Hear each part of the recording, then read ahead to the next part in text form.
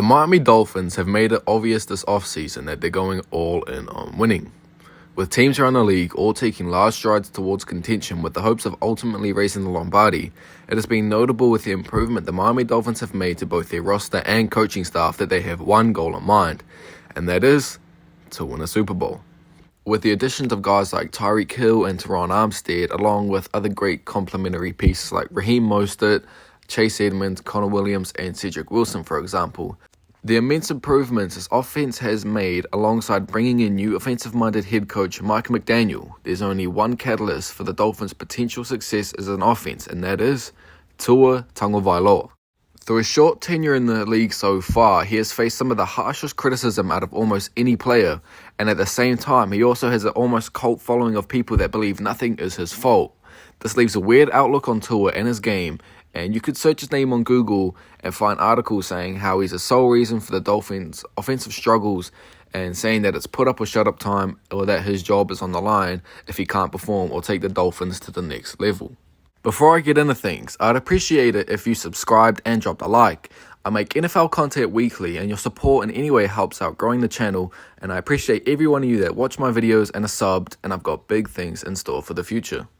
So, does Tua really have any pressure on him to play well?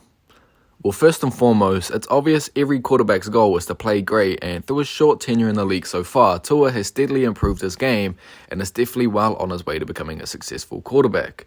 After a shaky relationship with Brian Flores and the whole Deshaun Watson rumors and situation, many people would have folded under all the noise and pressure to perform to keep their job. But through all this, with his seemingly uncertain future, Tua consistently performed and continued to be a great teammate.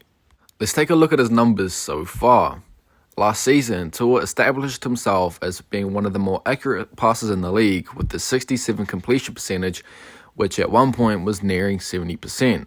He threw for 2,653 yards with 16 touchdowns and 10 interceptions in 13 games, which on paper doesn't seem too impressive, but mind you, this Dolphins roster last season had undoubtedly the biggest piece of shit offensive line in the league that ranked dead last in almost essentially every category imaginable.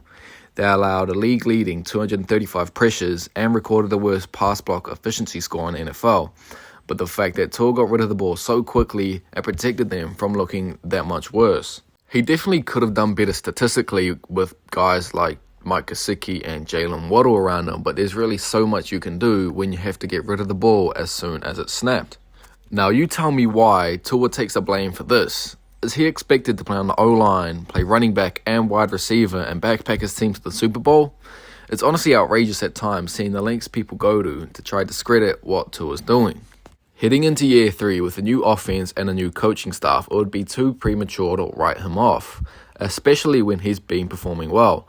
And the fact that Mike McDaniel from the jump instilled plenty of confidence in Tua, that's definitely going to help, as he'll likely feel as if his job's safe and can play freely and comfortable, and with some additions to the offense, he won't have to potentially sacrifice his ribs on every down. So, what can we really expect Tua and the Dolphins to be like this coming season?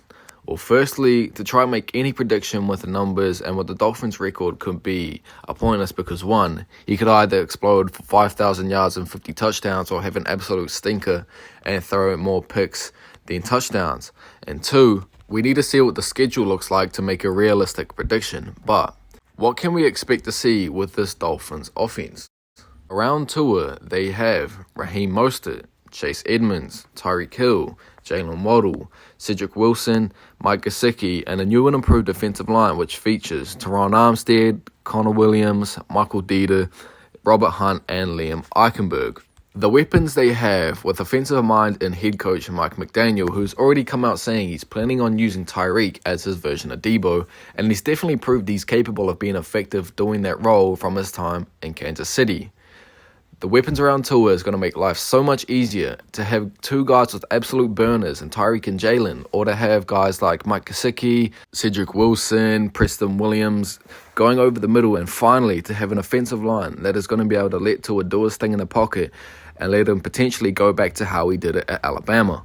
To say Tua's on the hot seat or that he has to become a top 10 quarterback is honestly straight bullshit.